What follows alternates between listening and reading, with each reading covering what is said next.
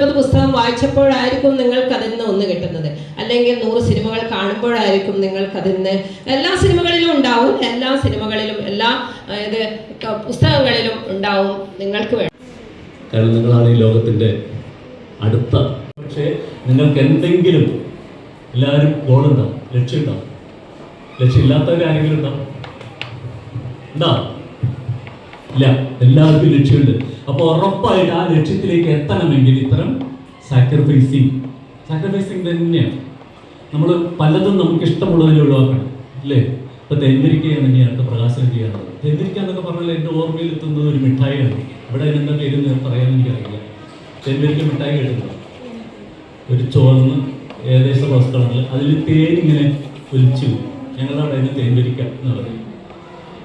അതൊരു നൊസ്റ്റാൾജിക് ആയിട്ടുള്ള സാധനമാണ്. ഇപ്പോൾ വീണ്ടും മാർക്കറ്റിൽ അവൈലബിൾ ആണ്. അപ്പോൾ ഇത് സ്കൂളിൽ പഠിക്കുന്ന നിങ്ങളുടെയൊക്കെ പ്രായത്തിൽ നമ്മൾ ഇതിൽ കൊണ്ടുപോയി 5 പൈസയ്ക്ക് ആ സാധനം കിട്ടുമായിരുന്നു. ഇന്ന് അതിന് 1 രൂപയും 1.5 രൂപയൊക്കെയാണ്. അതുതന്നെ അതിലും കൂടുതലുണ്ടെന്ന് എനിക്കറിയില്ല. എന്തായാലും 5 പൈസയ്ക്ക് ആ കിട്ടുന്ന അതെന്താ വെച്ചാൽ ഇതിനകത്തുള്ളത് തേനല്ല. എന്നാൽ പഞ്ചസാരയാണെന്ന് വെച്ചാൽ പഞ്ചസാര ദ്രാവകമല്ല, അത് വേറെന്തോ ഒരു മധുരമാണ്. അപ്പോൾ വീട്ടിലൊരിക്കലും ഇത് വാങ്ങാൻ നമ്മൾ വിടില്ല. ഇത് കഴിച്ചാലുള്ള പ്രശ്നത്തെക്കുറിച്ച് വീട്ടുകാരിങ്ങനെ പറഞ്ഞുകൊണ്ടേയിരിക്കും. പക്ഷെ നമ്മൾ വാങ്ങിക്കൊണ്ടേയിരിക്കും ഇല്ലേ? അപ്പോൾ കുറേ കഴിയുമ്പോൾ വയറുവേദന, ഇതെല്ലാം ഇത്തരം പ്രശ്നങ്ങളൊക്കെ നമുക്ക് വരും.